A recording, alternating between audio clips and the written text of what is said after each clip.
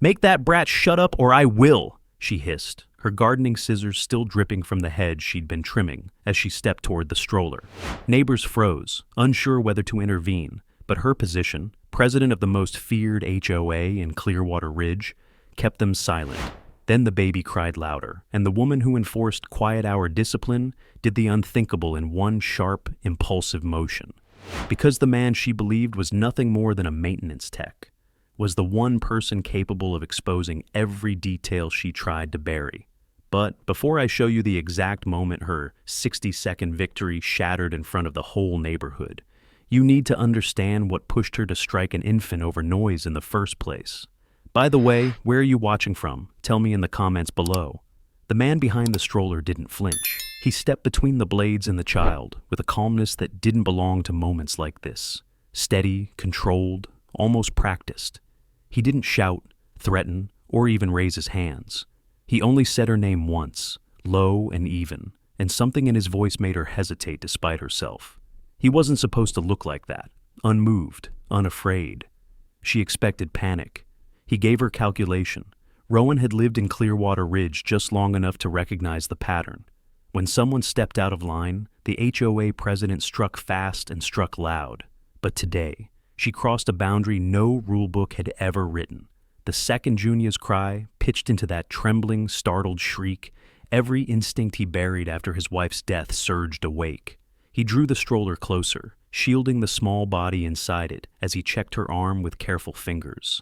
A shallow scrape, red, angry, but not deep. It could have been so much worse. The restraint in her strike hadn't been restraint at all, just poor aim fueled by rage. He breathed once, a steadying breath, then another. Junia whimpered, her tiny fists curling against his chest as he lifted her. The street was silent except for her cries and the rustling of leaves she had been cutting moments ago. He didn't look at Marissa first. He looked at Junia, whispering soft rhythms against her hair until her shaking slowed. His hand never left the wound. His breath never lost its rhythm. He let the calm settle before turning toward the woman who believed infants were community violations waiting to be punished.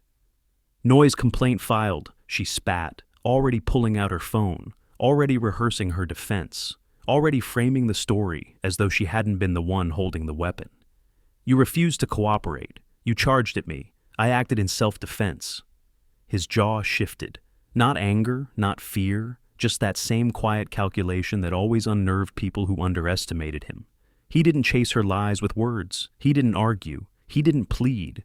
He had learned long ago that truth didn't need volume, it needed precision. Dr. Kress stepped out from across the street, having witnessed more than she realized. The pediatric resident approached with measured urgency, his eyes going first to the wound, then to the scissors still trembling in her grip. Marissa jerked them behind her apron, as if the gesture made them disappear. "You stabbed a 6-month-old over crying?" the doctor asked, disbelief hardening into something sharper. She recoiled at the accusation, desperate to regain control of the narrative. "He lunged at me," she snapped, pointing at Rowan as if the gesture alone could rewrite reality. "He's unstable. Everyone knows it." But everyone didn't know it. Most only knew him as the quiet man who fixed broken porch lights and reset tripped breakers for free. The one who always said thank you. The one who never raised his voice. The one who walked the neighborhood with a stroller at sunrise because his daughter slept best to the sound of leaves brushing against pavement. They didn't know what he used to be. They didn't know why he'd walked away from federal work. They didn't know the kind of precision he could bring to a wound pattern with nothing more than memory and instinct. And they didn't know he had already seen the angles, the downward motion of her strike, the hesitation point in her wrist, the impact pattern on Junia's stroller canopy. Evidence didn't lie. People did. He shifted Junia in his arms, her cheek pressed against his shoulder, and looked at Marissa with an expression she couldn't decipher. Not fury, not fear. Something worse for her, certainty. "We'll let the board sort this out," she barked. "Emergency violation hearing, first thing tomorrow." Of course she wanted a hearing. HOA hearings were where she ruled unchallenged. He nodded once, not in agreement, in acknowledgement of what came next. As he turned toward his house, neighbors watched in stunned, silent rows, some horrified, some ashamed they hadn't intervened, all realizing too late that a line had been crossed in a way no committee meeting could reverse. He didn't say a word. He didn't need to. Because the moment she struck an infant, she ceased being a president and became something else entirely. Someone he would dismantle with the same precision she never imagined he possessed. And tomorrow, when the neighborhood gathered to witness her hearing, she would learn just how much power she'd handed him the moment she picked up those scissors. Rowan didn't look back as he carried Junia inside, but he could still feel the weight of the neighborhood's silence pressing against his spine. The door clicked shut behind him, muting the whispers outside. He set Junia gently on the couch, checked her bandaged arm, and let the rhythm of her breathing guide his own. She was safe for now, shaken, but safe. That had to be enough until morning.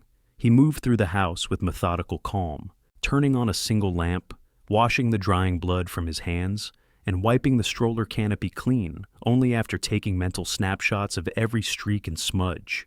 He'd already memorized the angle of impact, the shape of the tear, the shallow arc that revealed more about Marissa's intention than her performance tomorrow ever would. He wasn't preparing for the HOA hearing. He was preparing for the truth to stand on its own legs. The lamp buzzed softly in the corner as he retrieved a small case from the top shelf of the hall closet.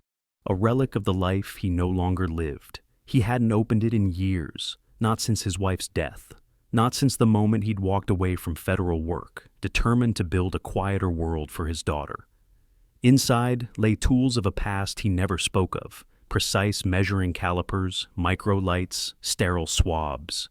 But the most important tools weren't physical. They were the instincts he'd spent a lifetime sharpening, the ones he used now, not for an agency, but for a child. Junia stirred, her tiny fingers closing around the small silver rattle clipped to her blanket. The sight steadied him more than anything else could. Her mother had chosen that rattle before she ever knew she wouldn't live to see her daughter hold it. It had become the symbol of everything Rowan fought for, quietly, relentlessly. He photographed the wound after carefully unwrapping it. Red, inflamed, shallow enough to heal cleanly, but deep enough to show intention. He rewrapped it in sterile gauze, pressed a kiss to her forehead, and placed her in her crib. Then he returned to the living room and replayed every second of what happened outside. The sound of her scream. The moment the scissors flashed. The way Marissa's hand trembled. Not with fear, but with entitlement. A soft knock broke the quiet. Dr. Kress stood on the porch, concern etched across his features. "I wanted to check on her," he murmured when Rowan opened the door. "And on you." Rowan stepped aside to let him in. The doctor's eyes went immediately to the stroller, the blood-specked canopy still drying, then to the closed case on the table. He didn't ask questions. Maybe he understood instinctively that some men carried histories they didn't advertise. "She'll be all right," Dr. Kress said after examining Junia again.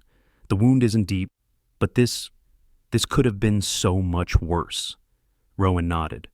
"It won't happen again." There was no threat in his voice, just certainty.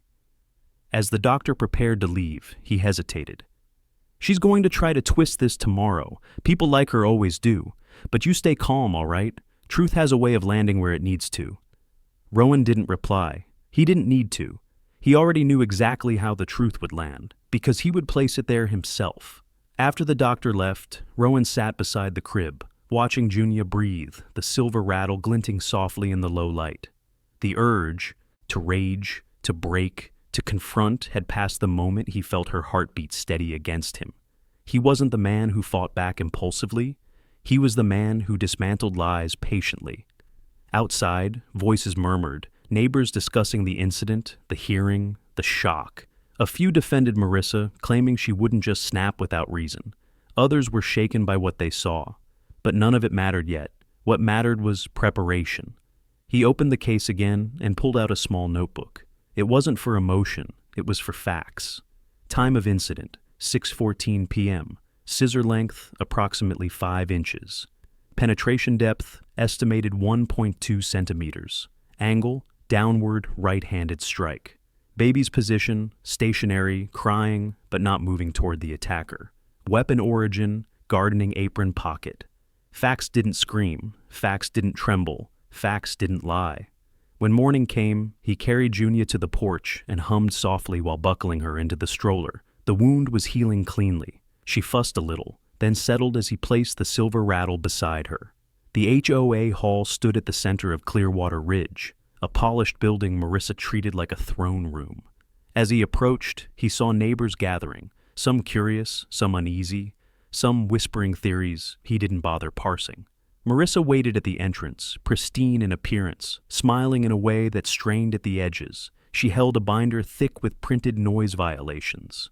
She wanted the room to see her as organized, justified, victimized. But the moment her gaze landed on Junia's bandaged arm, her smile faltered. Good, Rowan thought. Let her feel the beginning of what she'd started.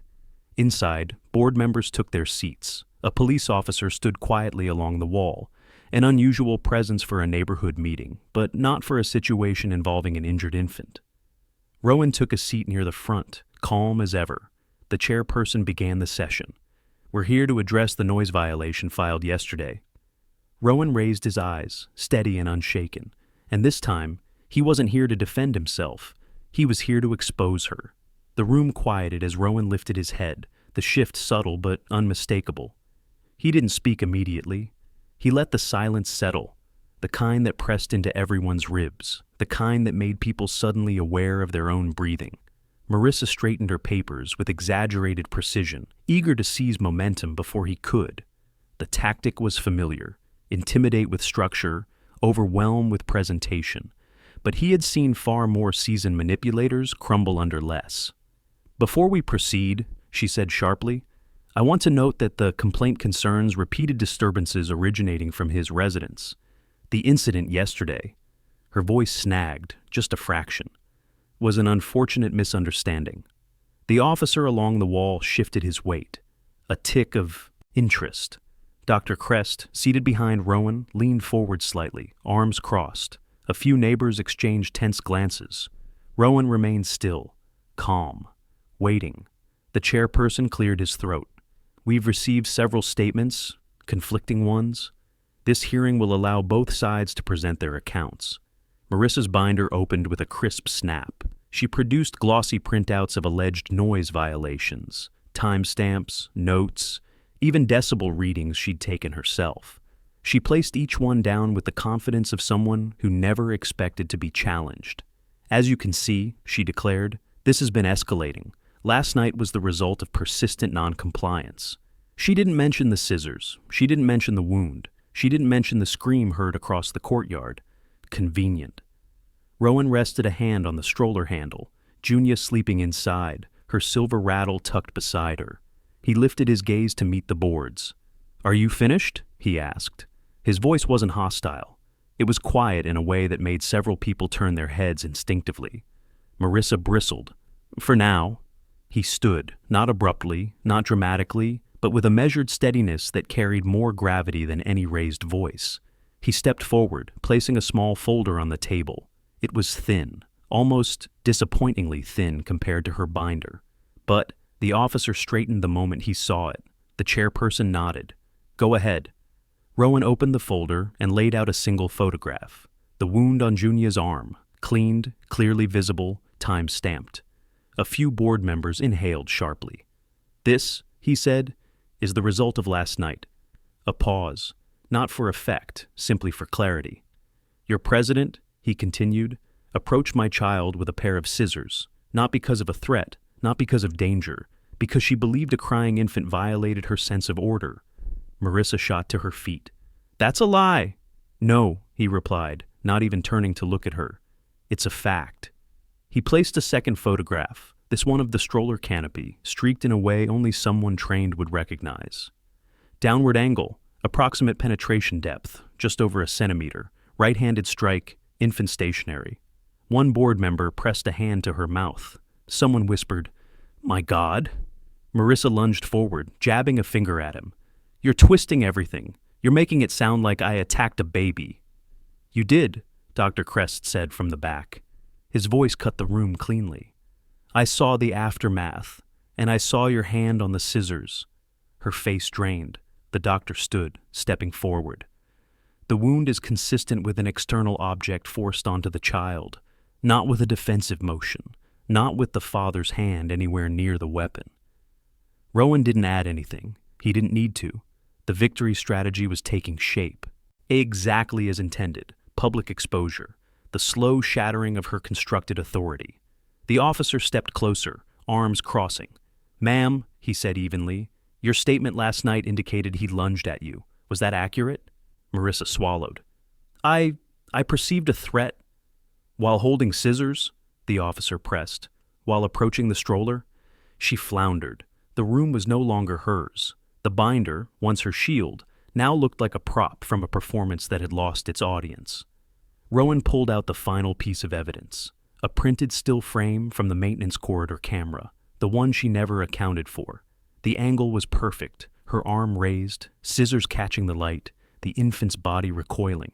He didn't speak. He gently pushed the image toward the board, letting it speak for itself. The chairperson leaned forward, color draining from his face. "We need a moment." He conferred with two others in hushed tones, but the murmurs rising from the neighbors were louder. "She really did it." "That's an infant? How could she?" Over crying. Marissa backed away from the table, breathing unsteady. "This is taken out of context." "There is no context," Rowan said quietly. "Just actions and consequences." He walked back to the stroller, adjusting Junia's blanket, checking her bandage. The gesture was so gentle, so anchored, that several people looked away, embarrassed for ever believing Marissa's version. The officer turned to her, voice low but clear. "Ma'am, I'm going to need you to come with me to answer a few questions." She froze. "You're arresting me based on this?" "No," he replied. "Based on the evidence you provided." He motioned to the photo of the wound, the camera still, the doctor's statement. The truth doesn't need embellishment. Neighbors parted as he approached her. The president of Clearwater Ridge, untouchable for years, found herself cornered by the one variable she never planned for. A man who didn't fight with noise, but with precision. And Rowan watched her with the same quiet certainty he carried through every storm. Because this wasn't revenge. This was the beginning of accountability, and he was prepared to see it through. Marissa didn't move at first. Her legs seemed locked in place, her fingers still clenched around the edge of the table like she could anchor herself to authority by grip alone. The officer waited, patient but unmoved. When she finally stepped back, stumbling slightly, the room exhaled a collective breath no one realized they were holding. Rowan didn't flinch as she was guided toward the door. His attention remained on Junia, whose tiny hand gripped the silver rattle, as if sensing the tension around her. He brushed a thumb over her forehead, letting her soft breaths remind him of the only thing that mattered. But the moment the door shut behind, "Marissa," the board erupted. "We had no knowledge. This is beyond our jurisdiction." That camera angle. How long has that been recording? She attacked a child. There should have been immediate police involvement. Their panic was disorganized, frantic, and much too late. Marissa's reputation wasn't just cracking, it was collapsing under the weight of truth. And Rowan watched their spiraled reactions with the same calm precision he maintained during federal debriefings years ago. The chairperson finally slammed his hand on the table. "Enough, we need order." But order was an illusion, one Marissa had controlled through intimidation and structure. Without her presence, the board was simply a collection of anxious neighbors unsure of their own authority. The officer approached Rowan, lowering his voice. "I need you at the station this afternoon for a formal statement, and I'll need the original copies of these photographs." Rowan nodded. "I'll bring everything. And the camera footage? It's already preserved on a separate drive." The officer blinked, surprised but grateful. "That's very thorough." Rowan didn't respond. He didn't explain. He simply placed a hand over Junia's blanket again, as if anchoring himself to the present. Neighbors began drifting out of the room, some whispering apologies, others avoiding his gaze entirely. Dr. Crest approached last, offering a steadying nod. "You handled that well," the doctor said. Rowan adjusted the stroller buckle. There was no reason to handle it any other way. But Crest didn't step back. "Most parents would have lost control." He didn't say the rest aloud. Most parents aren't trained to stay still under pressure. Rowan lifted the folder, tapping it once with 2 fingers. "Evidence isn't emotional," he said. "It doesn't need volume." The doctor studied him, really studied him, for the first time. You've done this before. It wasn't a question. Rowan didn't answer. As they exited the hall, sunlight spilled across the courtyard where the incident had unfolded. Neighbors gathered in clusters, watching with wide eyes as the officer led a trembling Marissa toward a patrol car. The pristine, immaculate president of Clearwater Ridge looked nothing like the woman who had commanded fear for years. Now, she was simply small, cornered by her own decision. Rowan paused at the steps, Junia beginning to stir. He rocked the stroller gently, letting her settle before moving again. Across the lot, a few residents approached cautiously. "I'm sorry," one woman whispered. "We never imagined she'd go that far." Another man stepped forward. "If there's anything you need, anything at all, let us know." Rowan nodded once, polite but detached. Sympathy wasn't his objective. He didn't need validation. He needed safety and justice, nothing more. He reached for the stroller, handle, but a voice cut through the murmurs. "This isn't over." The crowd turned. Marissa's brother, Councilman Everett Van Trell, strode forward, immaculate suit, polished shoes, anger simmering beneath cultivated charm. The officer stepped between him and Rowan immediately. "You need to stand back," the officer warned. "This is an active investigation." Everett ignored him, eyes locked on Rowan. "My sister has served this community tirelessly. Whatever fantasy you've crafted ends when real lawyers get involved." Rowan didn't react, didn't step back, didn't even blink. He simply shifted Junia's blanket a little higher to shield her from the cold breeze. Everett sneered. "You think a couple of pictures and a shaky video are enough? My sister said you attacked her. That will hold weight in court." Dr. Crest stepped closer. "No, it won't. I was there. She wasn't defending herself." Everett dismissed him with a flick of his hand. "And who are you?" "A pediatric trauma resident," Crest replied, unshaken. "And a witness." A few neighbors murmured in agreement. Support now had a spine. The officer finally intervened more firmly. "Sir, unless you'd like to accompany your sister downtown, I suggest you step away." Everett clenched his jaw, glared at Rowan, then turned sharply and stormed off. His exit left a tremor of unease in the air. Influence didn't die easily, not when power backed it. But Rowan knew better than anyone. Influence wasn't immunity. He pushed Junia's stroller forward, weaving through the dispersing crowd. The world outside felt colder than when he'd entered the hall, not because of the temperature, but because the next battle would be fought under harsher lights. Courtrooms, officers, lawyers, people with agendas. Yet none of that shook him, because this wasn't a fight of opinions. It was a fight of evidence. As he reached the sidewalk, Junia's small hand slipped free from the blanket and found the silver rattle again. She shook it lightly, the soft chime cutting through the lingering tension like a reminder of everything that mattered. He looked down at her, safe, breathing, alive.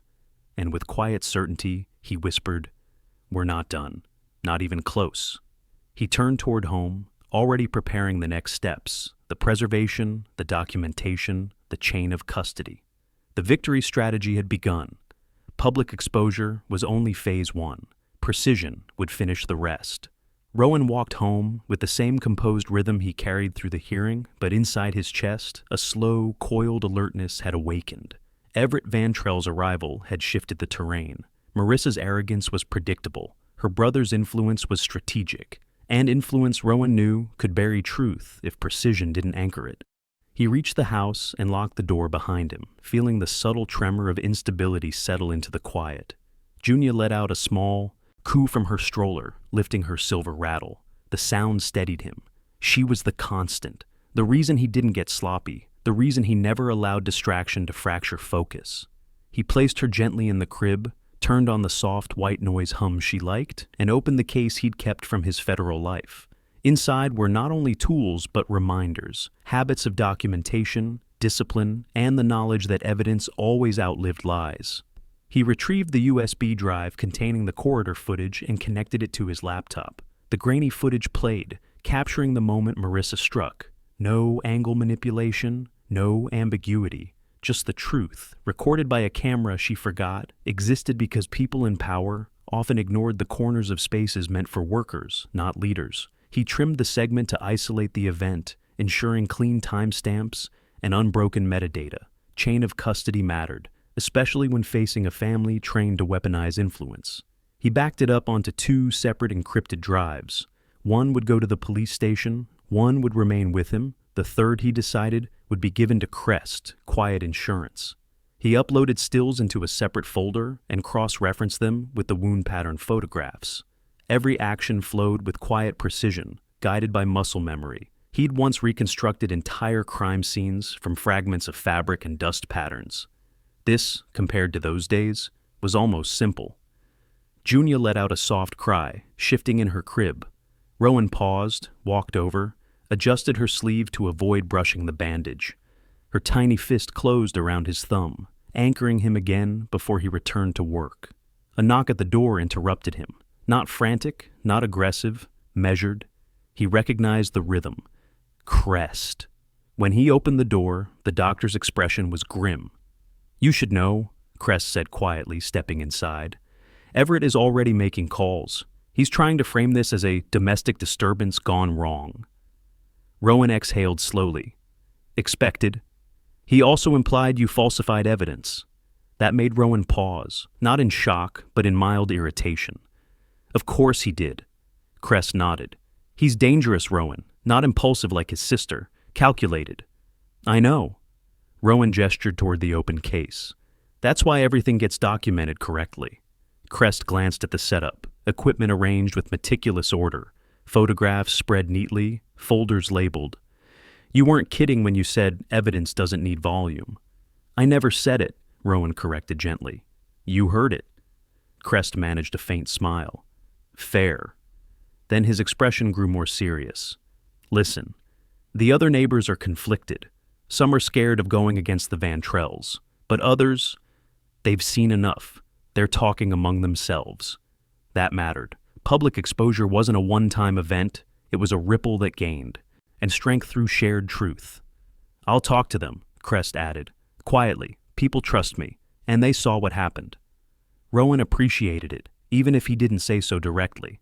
Instead, he opened a drawer and handed Crest a sealed envelope containing a duplicate of the footage drive. "If anything happens," Rowan said, "give this to the police." Crest's brows lifted. "You think Everett would escalate?" "I think Everett will realize the evidence is airtight. Panic makes people reckless." The doctor nodded, slipping the envelope into his coat. "Understood." After Crest left, Rowan returned to his laptop. He drafted a short statement outlining the facts, not emotional, not defensive, just clean documentation to accompany the footage. It was the same structure he once taught junior agents. Keep it direct, timeline-based, devoid of speculation. He printed 2 copies, signed and dated them. By early afternoon, he arrived at the police station. The officer from the hearing greeted him with a nod. "We were expecting you." Rowan handed over the sealed drive and the printed statement. The officer skimmed the report, eyes widening slightly at the clarity. This is thorough." "It needs to be," Rowan replied. "You're going up against a political family. Sloppy evidence gives them cracks to slip through." The officer motioned to one of the detectives. "You'll want to see this." Rowan answered questions with calm specificity. No dramatics, no embellishments. He explained the wound pattern, the angle, the metadata, the proximity of the strike. Detectives exchanged looks, the kind that indicated their case had just strengthened. When the formal portion ended, the officer leaned forward. "Everett's already called the station twice. But this evidence?" He tapped the drive. "This won't bend." Rowan stood. "Good. It's not meant to." As he exited the station, a message pinged on his phone. An unknown number. He opened it. A single sentence. "Withdraw your accusations if you want this to go away." No threats, no names. Everett didn't need to sign it. Rowan slipped the phone back into his pocket and walked toward home. Evening shadows stretched long across the pavement, but he didn't hurry. He had faced far worse intimidation than a councilman's posturing, and the victory strategy demanded patience. Public exposure had begun. Now came the deeper unraveling, the part where influence failed and truth sharpened into consequence. At home, Junia reached for him, rattle chiming softly. He lifted her, steady as ever. "Let them try," he murmured, because precision would always outlast power. The message lingered on Rowan's phone screen long after he'd tucked it into his pocket. Its implication clear. its intention predictable.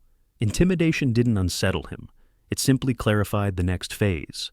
He locked the door behind him, the familiar click grounding him as he carried Junia to the living room. She nestled against his shoulder, her tiny fingers wrapped around the silver rattle, her anchor, his reminder. He stood by the window for a moment, watching the trimmed hedges sway in the wind. Marissa's handiwork. The same hedges she'd been cutting when she turned a tool into a weapon. Influence had always been her shield, but without freedom, influence dissolved. Everett, however, he wouldn't let the case die quietly. Men like him didn't react emotionally. They strategized. They probed for weaknesses. Rowan lowered Junia into her swing, ensuring her blanket covered the healing wound. She cooed softly. He brushed her cheek, then turned to his laptop. The police now had the footage. Crest had the duplicate. And he had one more drive locked in the safe beneath the floorboards. Triple redundancy, the foundation of any airtight case. His next task was understanding Everett's pressure points. Influence flowed through networks, not noise. If Everett was contacting the station already, he'd escalate soon. Perhaps a complaint against Rowan, perhaps a planted rumor, perhaps pressure on the HOA to frame the narrative differently. Anticipation wasn't fear, it was preparation. A knock sounded, not frantic, not hesitant. Controlled. Rowan approached the door with Junia's monitor in one hand. When he opened it, a cluster of neighbors stood outside. Some he recognized, some he barely knew. Their faces were drawn with worry, guilt, uncertainty. An older woman stepped forward. "We, wanted to check on your little girl." Another man nodded. "We didn't say anything yesterday. We should have." Rowan didn't offer forgiveness. He didn't offer blame. He simply stepped aside, letting them into the foyer. They gathered quietly, the silver rattle's soft chime drifting from the swing behind him. "How is she?" the woman asked, voice trembling. "Healing," Rowan said. They exhaled collectively. One neighbor, a younger woman with folded arms, finally spoke. "We saw everything. Some of us were too scared to call it out. Marissa, she had a hold on this place. And her brother," another added. "If he's involved, the HOA will try to bury this." "They won't," Rowan replied. "Not this time." A beat of silence. Confidence wasn't loud. His never was. It was the quiet certainty that made people listen. The younger woman shifted. "We want to help. If you need statements, anything." Crest must have spoken to them already. Rowan nodded. "Write what you saw, sign and date it. Give one to the police and one to me." They exchanged glances, relief mixed with purpose. People often wanted direction more than courage. As they left, one man lingered. "You're not just a maintenance tech, are you?" Rowan paused. Then, "No." The man nodded, accepting the boundary without pushing further. Some truths didn't need clarification. After the door shut, Rowan returned to the swing. Junia batted at the silver rattle, its soft chime echoing through the quiet. He checked her bandage again, then stepped into his office, a small room he rarely used, its walls lined with books from his past life, criminal trajectory analysis, evidence interpretation, behavioral pattern modeling. He ran his fingers along the spines briefly before pulling out a thin folder. Inside were blank forms he used to train junior agents, templates for reconstructing incidents with precise detail. He began filling one out now. Sequence of aggression, weapon retrieval, threat declaration, strike trajectory, injury consistency with tool, witness placement. Each line built a narrative grounded in evidence, not emotion. He was halfway through when his phone buzzed again, this time with a private number. He declined the call. It rang once more, declined again. The third time, a voicemail notification appeared. He let it sit. People with power were used to forcing responses. Rowan's silence was its own disruption. Junia began fussing in the next room, pulling him away from the desk. He lifted her, resting her against his shoulder, swaying gently. Her small hand brushed over the silver rattle still looped onto her blanket, its familiar feel calming her quickly. As she settled, he walked to the window. Down the street, a sleek black sedan idled, unfamiliar, tinted. Everett's influence came with resources. Rowan watched it without alarm, memorizing its plate before it drove off. Another tactic, observation, pressure. He placed Junia back in her swing and finally played the voicemail. Everett's voice filled the room. Withdraw your claims. You don't know what you're stepping into. My sister is sick. She needs help, not punishment. If you continue this, I will ensure you regret it. Not a denial, not even a defense. A threat wrapped in sentiment. Rowan deleted the message but logged the timestamp. Influence often betrayed itself through tone. He stepped back to the desk, added a new page to his file, attempted witness intimidation. Recorded. He documented the call exactly as he'd document a crime scene. As night settled, he rocked Junia beside the couch. Her eyelids fluttered, drifting into sleep. Outside, the wind rattled the hedges, the same ones trimmed by the scissors used against her. Rowan tucked her blanket tighter, the silver rattle glinting softly in the lamplight. "We're just getting started," he whispered, because public exposure wasn't the end. It was the discovery phase, and he intended to reveal every layer Everett and his sister tried to hide. The house was quiet except for the rhythmic sway of Junia's swing and the faint metallic chime of the silver rattle brushing against her blanket. Rowan watched her for a moment, letting the calm settle before turning back to his notes. Part of him hated documenting the intimidation call. Even after years away from federal work, he still felt the weight of evidence, the responsibility of recording it correctly. But every detail mattered, especially now. A soft buzz vibrated on the counter, another message, this time from Crest. "Call me when you can. Someone approached me tonight. About you." Rowan narrowed his eyes. Everett was expanding his circle. He pocketed the phone, lifted Junia from the swing, and positioned her carefully against his chest. She slept with her tiny fingers curled around the silver rattle, the one object that followed her everywhere, a quiet echo of the mother she never met. He stroked her back once, then laid her gently in the crib before stepping outside to return the call. Crest answered immediately. "You okay?" "I'm fine."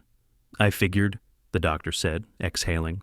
"Listen, Everett approached me at the hospital, tried to clarify what I saw, wanted me to reconsider my statement, then suggested you might have provoked Marissa." Rowan leaned against the porch column. "He's building alternate narratives." "Yes, and he's good at it. But that's not the part that worried me." Silence stretched. Crest continued. "He knew things about you, things you never told anyone here. He brought up your federal work." The night air stilled around Rowan. Crest hesitated. "I don't know how much he knows, but he mentioned your name like he'd seen it on case reports." Of course he had. Everett wasn't guessing. He was researching. People like Everett didn't attack blindly. They hunted reputations first, stability second. "What did you tell him?" Rowan asked.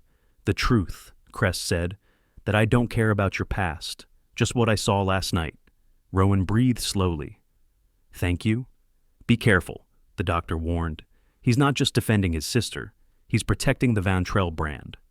When the call ended, Rowan stayed on the porch for several minutes, staring into the quiet street. Everett wasn't going to stop, and now that he knew Rowan's past, the next attempt wouldn't be intimidation. It would be manipulation, twisting truth, attacking credibility. But Everett had made one mistake. He assumed Rowan feared exposure. Rowan stepped back inside and sat at the dining table. He opened a new page in his notebook and wrote a heading he hadn't written in years. Threat analysis, Vantrell strategy mapping. He listed possibilities. Discredit witness, challenge evidence chain, claim injury fabrication, leverage political influence, pressure HOA for counter-statements, intimidate neighbors. Each threat had a countermeasure, and Rowan knew them all. As he worked, the monitor crackled softly, Junia shifting in her crib. He paused, letting the sound ground him. No matter how calculated Everett's plan became, Rowan's objective was simpler: protect his daughter, ensure justice, prevent any future harm. Precision wasn't cold for him. It was necessity. A knock startled him.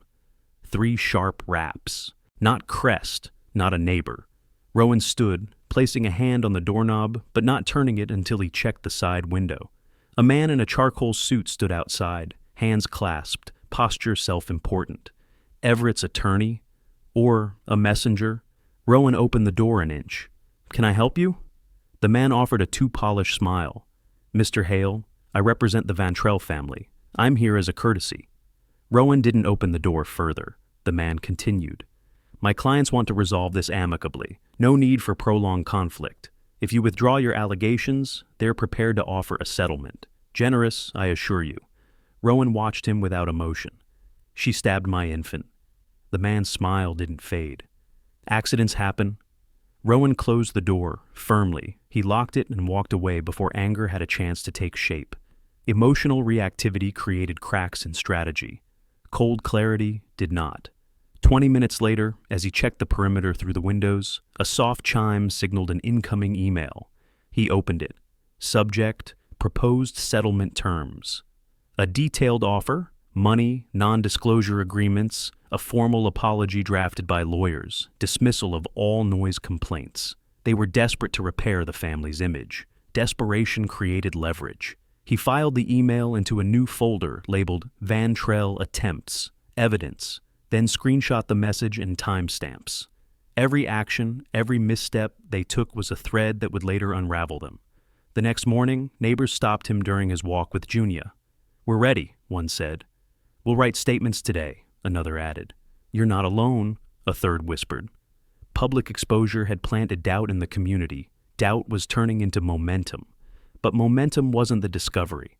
That came an hour later when Rowan was returning home and spotted something at the edge of the hedges. The same hedges Marissa had been trimming before the assault. A glint of metal. He crouched, brushing aside leaves. A second pair of scissors, clean, untouched, buried intentionally beneath clippings. His pulse didn't quicken. His mind simply shifted gears. Why would she hide a second pair, not as a weapon, as a prop, a backup narrative?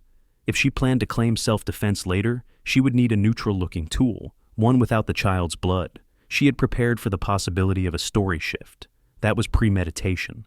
Carefully, using a sterile glove, Rowan lifted the scissors and inspected the blades. No residue, no bent metal. Untouched. He documented the discovery, photographed the location, and bagged the item. Chain of custody began the moment he logged the timestamp. As he walked back into the house, he realized something important. This wasn't just going to be a case of assault. This was becoming a case of intent. Precision was no longer just his advantage. It was becoming her downfall. He lifted Junia from her crib and held her close. The silver rattle chimed softly. A sound of innocence. A sound she nearly lost. "We're moving to the next phase," he whispered, because discovery had begun, and the truth was sharpening. Rowan held Junia against his chest for a long moment, letting the steady rise and fall of her breath anchor him before placing her gently in the crib. The silver rattle rested beside her, glinting faintly in the softened morning light, an echo of everything he was fighting to protect. He stepped back, gaze steady, mind sharpening around the discovery he'd just made outside in the hedges.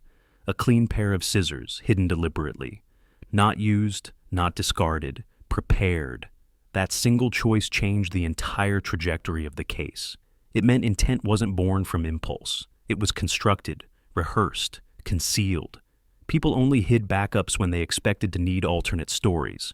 Marissa had prepared for a lie long before she ever swung the blade.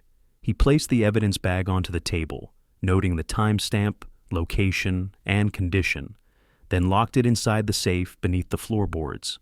The first phase of the victory strategy, public exposure, had already destabilized her authority.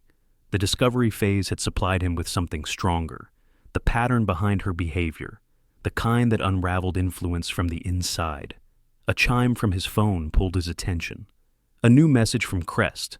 "Police want you to come in again this afternoon." Something new came up. Rowan typed a brief acknowledgement and glanced toward the monitor. Junia slept peacefully, completely unaware of the weight pressing into the walls around them. He grabbed a jacket, checked the locks twice, then headed out. The street outside had changed. Neighbors no longer whispered in clusters. They watched openly, eyes following him with a mix of caution and reluctant admiration. People respected stability when everything around them was tipping, and Rowan had become the quiet center they calculated their reactions around. Halfway down the block, a woman approached, clutching a folded sheet of paper. Her hands trembled. "I wrote my statement," she said. "I'm sorry it took so long. I should have done it sooner." He accepted it. "Thank you." "Everett came by late last night." She swallowed. "He wanted me to reconsider what I saw, said I must have misinterpreted everything." Rowan's expression didn't change. Did you? She shook her head fiercely. No, and I won't be bullied into pretending otherwise. He nodded once, tucking the statement into his jacket. If he comes again, call the officers handling the case. She breathed out shakily and hurried away. Neighbor after neighbor emerged as he continued walking, some offering statements, others sharing small details they remembered from the incident. Nothing dramatic, nothing explosive, but Rowan knew the truth about patterns. Small fragments built the strongest. Cases. At the end of the street, the black sedan returned. Same tint, same idle hum, same uninterested pretense of coincidence. Rowan memorized the plate again, ensuring nothing slipped between the lines of his awareness. He reached the police station just after noon. The officer from before ushered him in immediately. New information surfaced this morning, the officer said. We thought you should hear it. Inside the conference room, Detective Hale, no relation, placed a file on the table. We executed a search warrant on Marissa's home. Rowan sat quietly, hands folded. She kept detailed logs of problem households. The detective continued. Your name and your daughter's appear more than 20 times. Some notes mention removable disturbances. A slow breath left Rowan's chest, not shock, confirmation. You should also know, the detective added, we found shredded drafts of incident reports she planned to file after the assault. The versions she shredded contradict each other. Crest stepped in from the adjoining room. That shows intention, right? He asked. It shows planning, the detective said. Combined with your evidence, it strengthens the case significantly. Rowan retrieved the sealed evidence bag from his jacket. I found this in the hedges outside our building. The detective lifted the scissors carefully. Clean, no blood, no residue. He stared at them. Backup? Yes, Rowan replied, for whatever narrative she needed next. The detective's jaw tightened. This seals the motive. Crest spoke quietly, his expression tinged with unease. She actually prepared for hurting a child? Rowan didn't answer. The truth sat between them, like a weight none of them needed verbalized.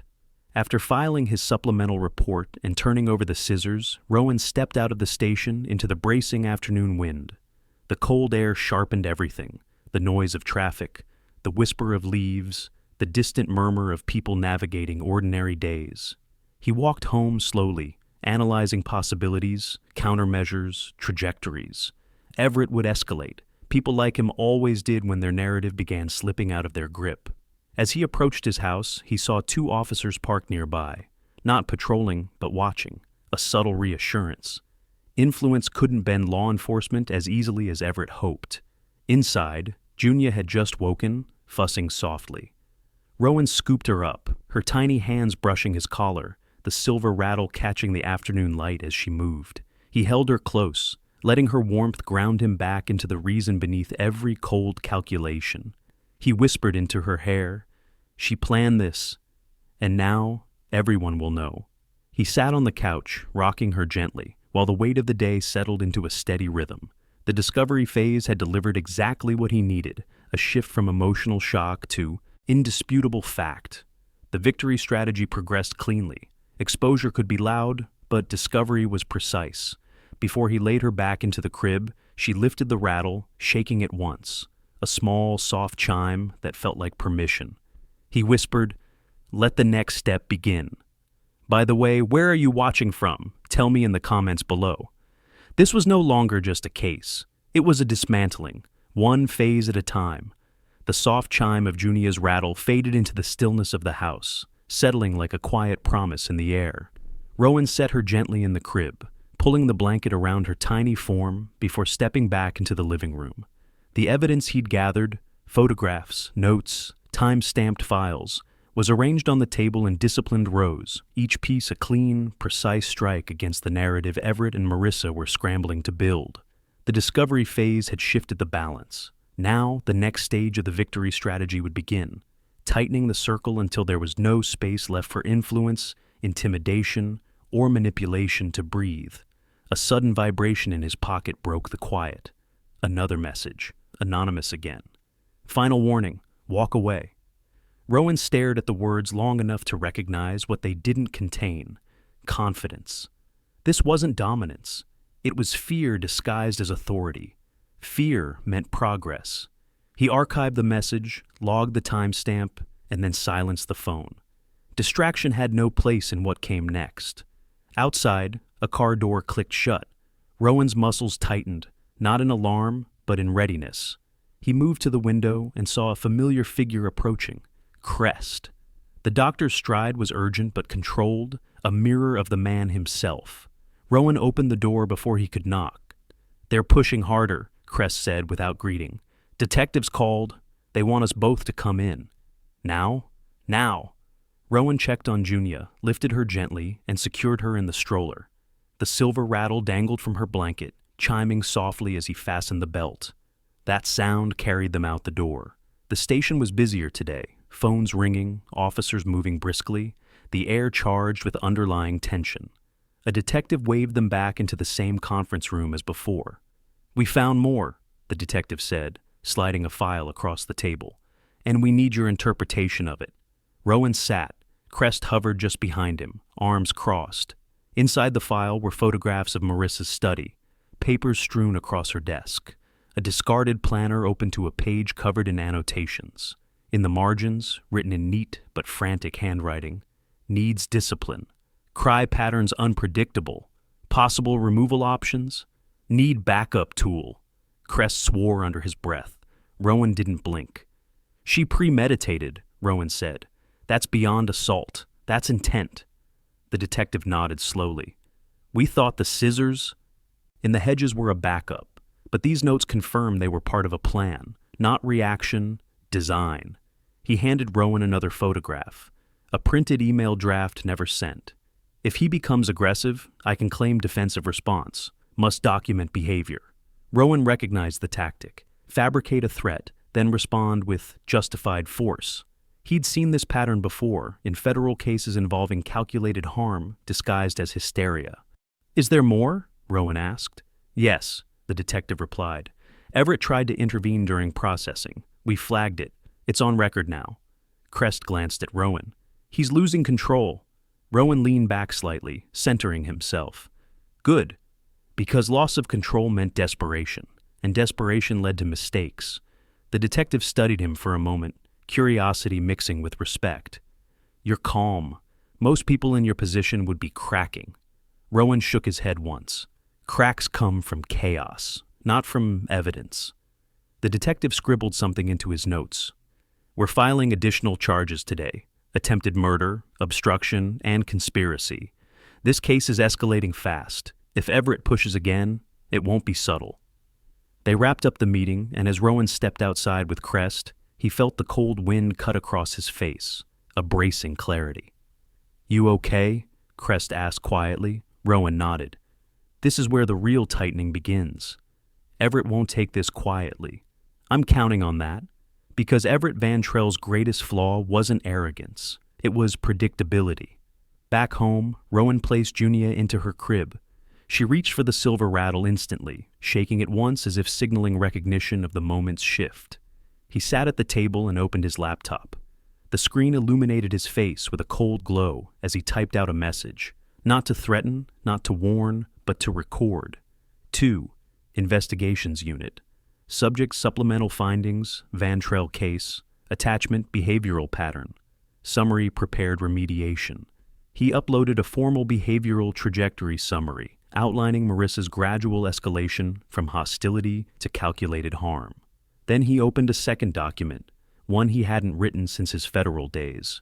Motivational pattern correlation, influence-based aggression. He detailed Everett's methods, pressure points, intimidation attempts, and inconsistencies. Not accusations, patterns. Patterns were harder to dismiss. Patterns turned speculation into statistical predictability, and courts trusted patterns. Hours passed. By dusk, the house was dim except for the lamp near the evidence table. Rowan stood, stretching his shoulders, and checked the window. The black sedan had returned. This time, 2 figures sat inside. Rowan didn't tense. He only stepped closer to the crib and placed a hand on Junia's back. Crest's earlier words echoed, "He's not defending his sister. He's defending the Vantrell brand," which meant Everett wasn't just afraid of the truth. He was afraid of losing control of the story. Rowan whispered softly to the sleeping infant, "He's going to make his next move soon." But this time, Rowan was already ahead. He locked the evidence case, checked the security cameras he'd installed earlier, prepared a report that tied every threat, every manipulation, every message into a cohesive line. The victory strategy had officially entered the setup phase. Exposure had begun the unraveling. Discovery had sharpened the truth. Now, preparation would close the net. And as the sedan outside finally drove off, Rowan knew exactly how this next phase would end. For the first time, he allowed a whisper of quiet finality. "Tomorrow, everything shifts." "Tomorrow, everything shifts," Rowan had whispered, and by morning, the shift was already underway. The black sedan didn't appear at dawn for its usual surveillance, which meant Everett was changing tactics. Predictable. Pressure from a distance would pivot into pressure from proximity. Rowan finished securing the evidence case beneath the floorboards before lifting Junia from her crib. She stirred, grasping instinctively for the silver rattle. He let her hold it as he prepared her bottle, the soft clink grounding him. At precisely 8:12 a.m., a pounding knock rattled the door. Not Crest, not neighbors, not police. Rowan checked the side window first, an old habit that never left him. A man in a tailored navy suit stood on the porch with a rigid posture and a briefcase. Not Everett. Someone Everett hired. Rowan opened the door an inch. "Mr. Hale," the man said crisply, "I'm here to inform you that a counter-complaint has been filed against you. The Van Trail family asserts you falsified evidence, tampered with their property, and endangered the HOA president." Rowan didn't blink. "Did Everett send you?" "I'm here on legal capacity." "So yes." The man's jaw tightened. "You are required to appear at an expedited HOA board review this afternoon. Failure to attend will be considered admission of misconduct." Rowan said nothing. Silence unnerved confident men more than confrontation. The messenger cleared his throat, clearly unsettled. "We expect your presence. Good day." When the man left, Rowan clicked the lock back into place and exhaled slowly. Not stress. Calculation. Everett's move wasn't powerful. It was rushed, forced, and rushed moves left cracks. Junia fussed softly, pulling his attention. He lifted her, rocked her gently, then placed her in the swing before returning to the table where all evidence lay arranged. If Everett wanted a public confrontation, Rowan would give him something louder than influence. Facts. Hard. Cold. Indisputable. Before he could continue his review, Crest appeared at the door, this time without knocking. He pushed inside, eyes wide. "They're losing it," Crest said. "I just came from the station. Everett filed a formal harassment complaint against you. It won't stick, but he's trying to flood the system." "As expected," Rowan replied. "They're creating noise." Crest shook his head. "This afternoon's meeting. It's not just HOA board members. Everett invited a city representative and a lawyer. They're trying to turn this into a credibility assault." Rowan's expression didn't shift. "Good." Crest blinked. "Good? It means the pressure finally cracked them."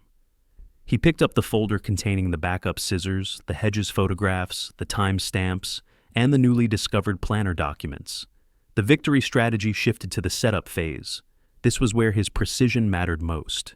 Crest exhaled, rubbing the bridge of his nose. "Just be ready. Everett's coming with a performance." "Performances don't change forensic reality." Crest huffed a weak laugh. "You talk like someone who's already written the ending." Rowan paused. "Because I have." The afternoon meeting was set in the HOA's main hall, the same one Marissa once used as her throne room. But today, the atmosphere was different, tense, watching, waiting. Rowan entered with Junia's stroller beside him, the silver rattle visible against her blanket. Neighbors parted wordlessly. Some nodded, some whispered. All had seen enough by now to sense the fault lines beginning to split. Everett stood at the front beside a woman in a charcoal suit, his lawyer. His expression tightened when Rowan approached, not anger, calculation. "Mr. Hale," Everett said with a slow, deliberate smile, "before we begin, I'd like to clarify that we're here to establish the truth, not your interpretation of it." Rowan took a seat, hands calm on the stroller handle. "Truth does not require cooperation." The room stirred. The chairperson cleared his throat. We have new allegations that Mr. Hale tampered with evidence and misrepresented yesterday's events. The Van Trell family has requested this hearing to address their concerns. Everett's lawyer rose. We assert that Mr. Hale planted a second pair of scissors to fabricate intent. Rowan opened his folder and slid a photograph across the table. Time-stamped, logged, documented, found before police expanded their search. The lawyer hesitated. She hadn't expected immediate precision. And, Rowan continued, you'll find the hedges were trimmed with a tool matching the missing pair, something your crime scene analysts will notice. A murmur spread through the room. Everett leaned forward, jaw tightening. You expect us to believe my sister hid a weapon she didn't even use? No, Rowan replied. I expect you to understand that concealment reveals state of mind. The lawyer attempted to pivot. Even if that were true, it proves nothing about Mr. Hale's involvement. Crest stepped forward from the back. It proves she had a plan, and it matches her own notes. He handed over the planner pages the police had released. The room fell still. Removal options. Backup tool. Document behavior. Crest read aloud. That's not fear, that's preparation. Everett's composure faltered for the first time. His lawyer reached for the planner pages quickly, scanning with growing alarm. Rowan leaned back, voice calm. You are running out of alternative explanations. The officer from earlier stepped inside, handing the chairperson a sealed document. New charges have been approved, the officer announced. Attempted murder, evidence manipulation, premeditation. Everett whipped around. On what grounds? On all of these, the officer said, motioning to the evidence Rowan had supplied. Neighbors gasped. Someone whispered, She planned it. Rowan stood slowly, adjusting Junia's blanket as she stirred. The silver rattle chimed gently. Everett glared at him. You did this. No, Rowan said softly. She did this. You just tried to hide it. The officer stepped forward. The meeting is over. Mr. Van Trell, you need to come with us for questioning regarding interference. Everett recoiled. You can't do this. I'm a councilman. And she's a child, Rowan replied. Silence swallowed the room. The Van Trell advantage was gone, and the victory strategy tightened fully into place. Tomorrow would bring the collapse. Everett's stunned silence lingered in the hall long after the officer escorted him out. Neighbors whispered, the board members exchanged uneasy glances, and the lawyer who'd stood so confidently beside Everett now scrambled to collect her papers with trembling fingers. The meeting had ended, but the rupture it caused was only beginning to spread. Rowan adjusted Junia's blanket, ensuring her tiny fingers still curled around the silver rattle. She slept through the tension as if shielded by something deeper than innocence. Purpose. He pushed the stroller through the dispersing crowd, nodding quietly to those who stepped aside. Some murmured apologies, others offered hesitant gratitude, but all of them watched him differently now, not as a quiet single dad in the corner house, but as the man who had dismantled an entire power structure with facts, precision, and a calm they could barely comprehend. Outside, Crest caught up with him. That was absolute demolition, the doctor said, falling into step. Everett didn't expect consequences. People like him don't. They do when the evidence lands in sequence, Rowan replied. Crest exhaled. The detectives want to meet with you again tonight. They're preparing to file charges against him too. Interference, obstruction, witness tampering. Rowan nodded slowly. Good. Loose ends need tying. They reached the sidewalk where the last traces of daylight bled into the horizon. The air was cool, crisp. It steadied everything. Crest touched the stroller gently. You okay? Rowan looked at Junia, then back at Crest. We're closer. Crest nodded, expression softening. Text me when you get home. Rowan watched him leave before turning down the quiet street. Houses glowed from inside with evening warmth, normalcy wrapped in windows. He paused in front of his own home, scanning instinctively. No black sedan, no shadows lingering. But calm never tricked him.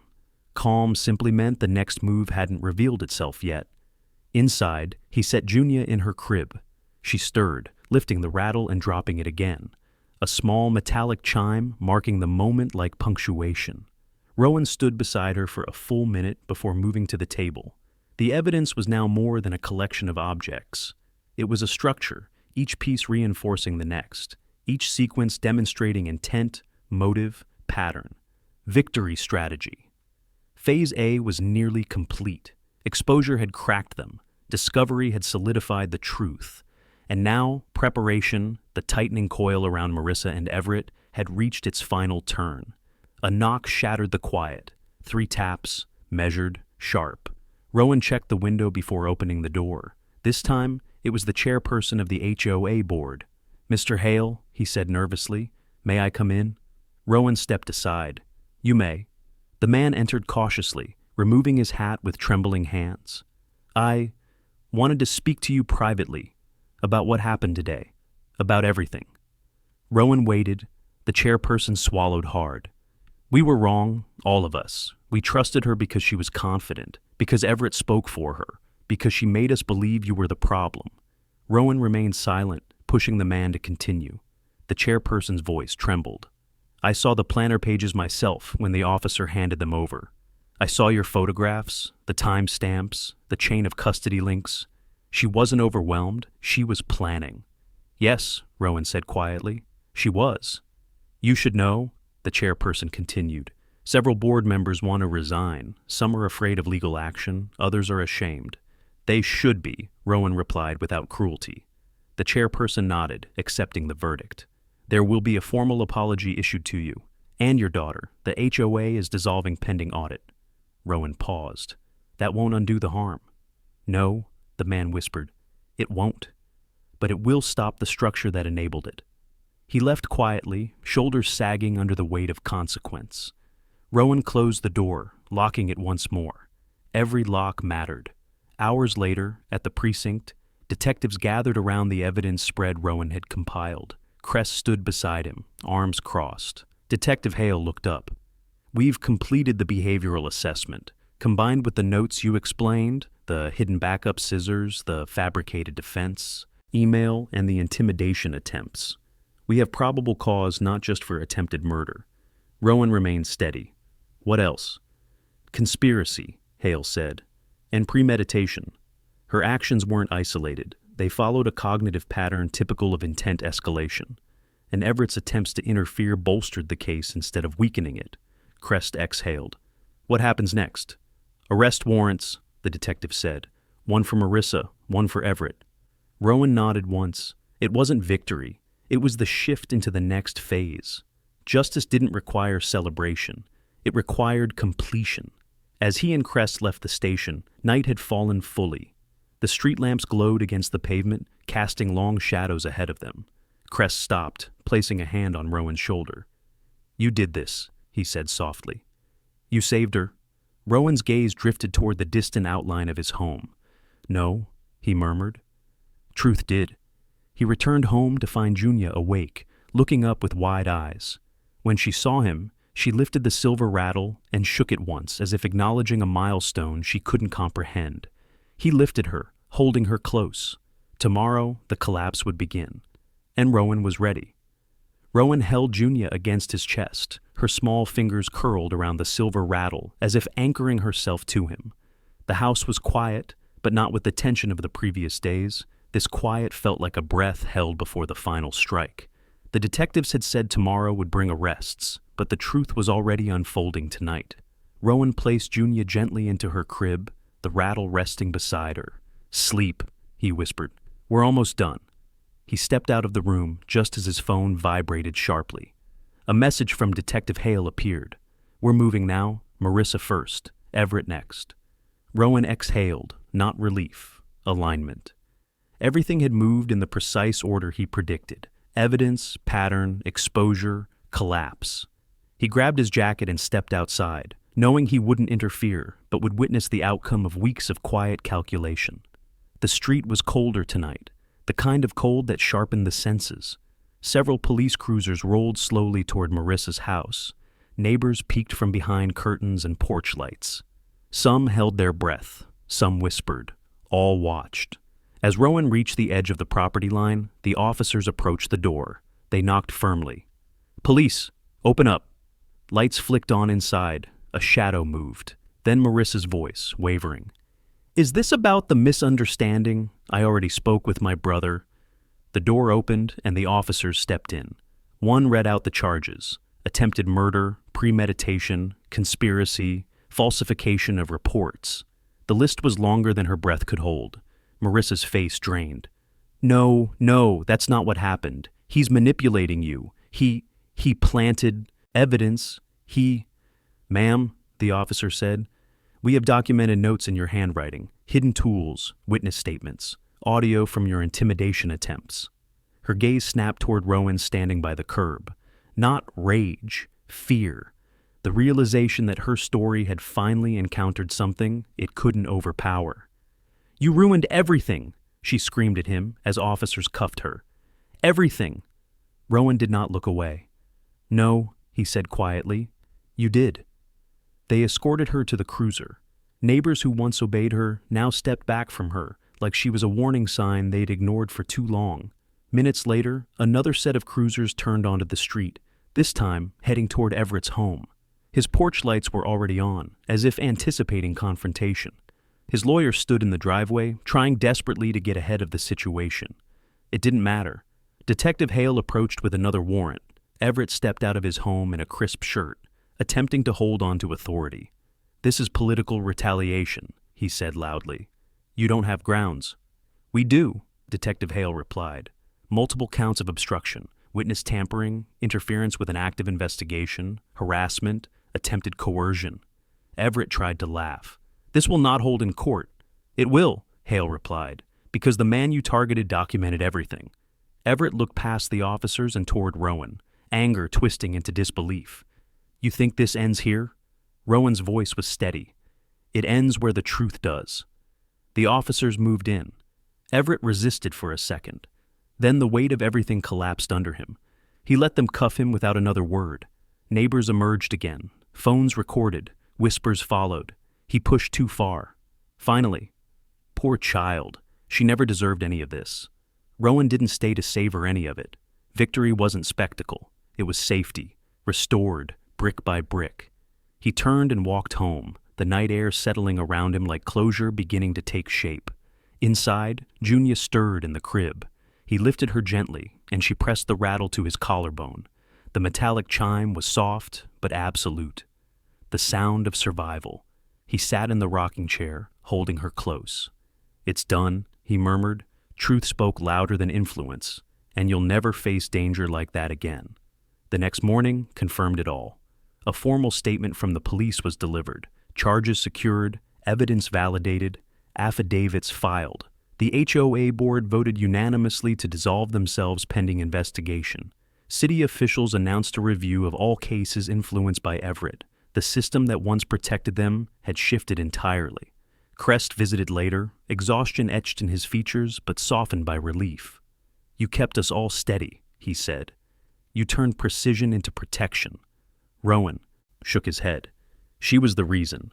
Everything else was just direction. Crest smiled faintly. So what happens now? Now, Rowan said, looking toward Junia, we rebuild. He spent the day removing the security cameras he no longer needed, the reinforced locks installed during the tension, and the extra barriers placed around the house. Each removal was an act of reclaiming peace instead of expecting threat. That night, he stood at Junia's crib one last time before lights out. She slept with the silver rattle in her hand, a symbol of what began this fight and what ended it. He touched her hair gently. This isn't a story about danger, he whispered. It's a story about what a father becomes when danger arrives. He stepped out of the room, letting the door ease shut, knowing the world outside had shifted because one man refused to back down. And because truth, when sharpened correctly, cuts deeper than any blade. Subscribe and don't miss what comes next in this journey of justice and courage. Trust me, you'll feel it. And tell me in the comments, what injustice should we tackle next?